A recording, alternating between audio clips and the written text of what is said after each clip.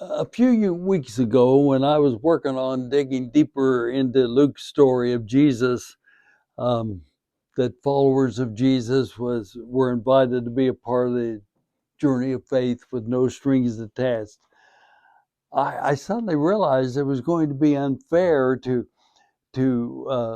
stop at the end of the narrative of Luke. It would be like traveling to a destination, getting halfway there, and thinking that the destination had been reached, even though you hadn't been there. It's unfair like that because the author of the Good News According to Luke wrote a second volume, The Acts of the Apostles, or The Acts of the Sent Ones. I will be referring to the Acts of the Sent Ones because the meaning of the word apostles is the sent ones. It's interesting because it was named the Acts of the Disciples. Um, uh, that's the word that's used in the accounts of the early followers of Jesus. They had Jesus to follow, but it's the Acts of the Sent Ones uh, that is Luke's second volume. Now we know the author is the same. For both narratives, the same use of language, same grammar, same style, and Luke confesses to be the author of both. But most important, the themes and issues in the narrative of the gospel according to Luke are continued in the narrative about the early movement of the followers of Jesus. And this includes the issue that we've covered in the series, Jesus No Strings Attached.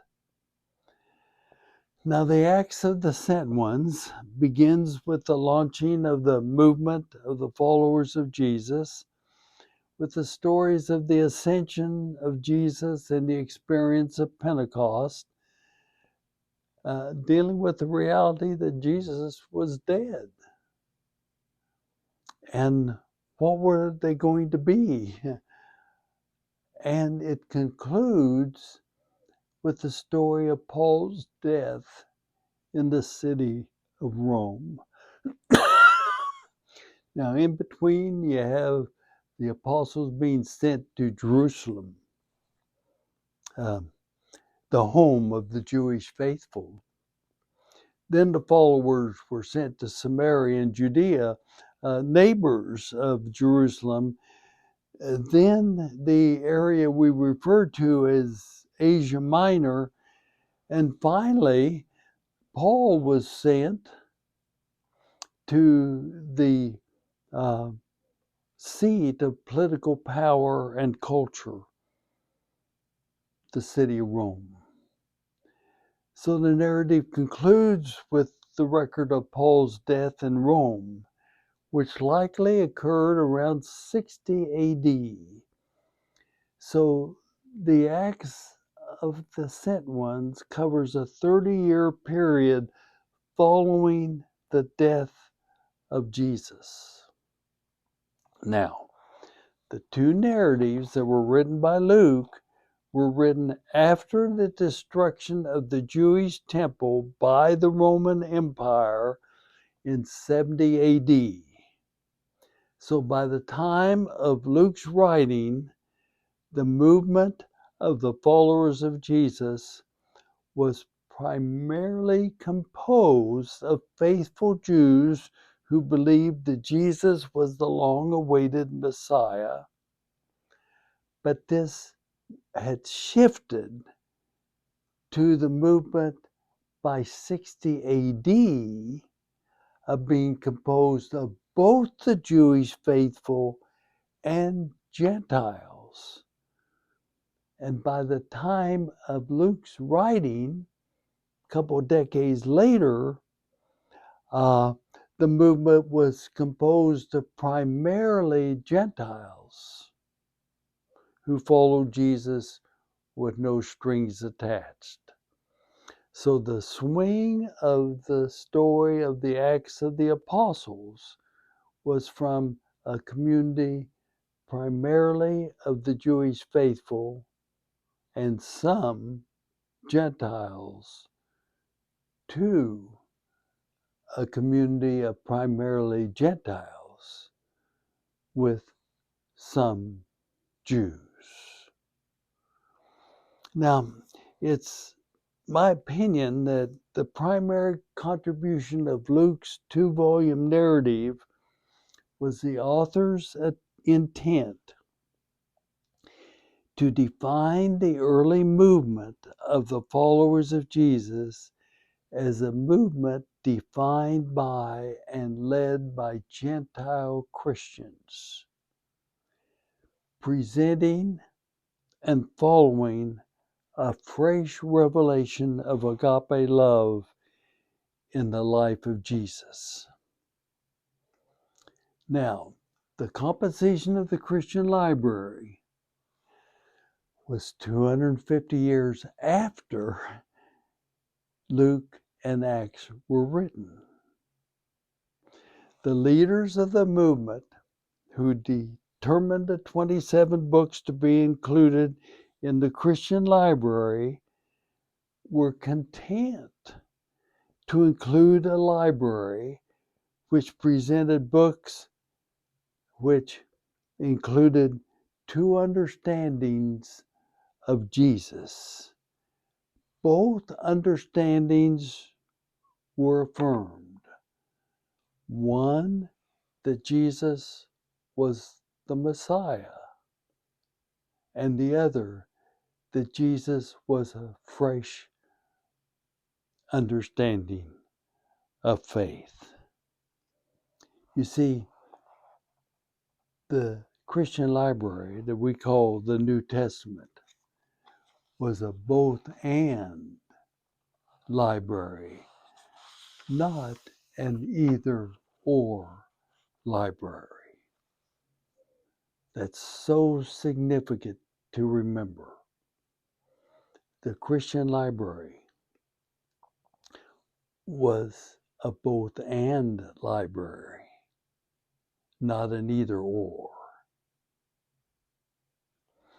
Now, most biblical scholars agree that Luke was a Gentile Christian, so obviously he sort of had a slant that was important to them.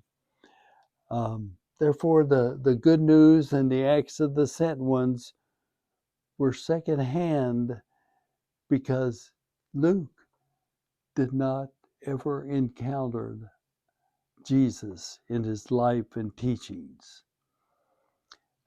They were almost autobiographical narratives, if you will, Luke and Acts, by an author who was not a Jew. He had never met Jesus, but composed a narrative of a path to following Jesus with no strings attached. Now, the Acts of the Apostles, the Acts of the Sent Ones, it's not a history book. It's a story, just like Volume 1. And the crucial components of the story include the strings being attached to Jesus, dietary restrictions, circumcision, rituals, liturgy, who was able to sit at the table, missionary practices, many more rules and regulations based on the understanding of faithfulness being based on an obedience to the law rather than based on a commitment to agape love. Since the shift that Luke presents in Volume 2, the shift from obedience to law to the commitment to agape love. It's the story of the movement shifting away from Judaism dominated by the Pharisees to a predominantly Gentile, fresh narrative of Jesus dominated by the journey of Paul, who himself was a Jew, experienced agape love, became the leader, spokespersons, and witness of a Gentile Christian. Now again, let's take that again. The Acts of the Apostles is the story of the movement shifting away from Judaism, dominated by the Pharisees, to a predominantly Gentile, fresh narrative of Jesus, dominated by the journey of Paul, who himself, a Jew, became a leader, spokesperson, and witness of a Gentile Christian. Now, next week, we'll begin our journey with the early sent ones to discover how, after the death of Jesus, the movement began with a struggle for its identity. Will it be Jesus with strings attached, or Jesus with no strings attached that is presented to the ends of the earth? Now, to begin your thought and conversation, a couple questions. What are your experiences of the followers of Jesus having the self-understanding of being sent to witness by telling the stories of Jesus and serving others with agape love?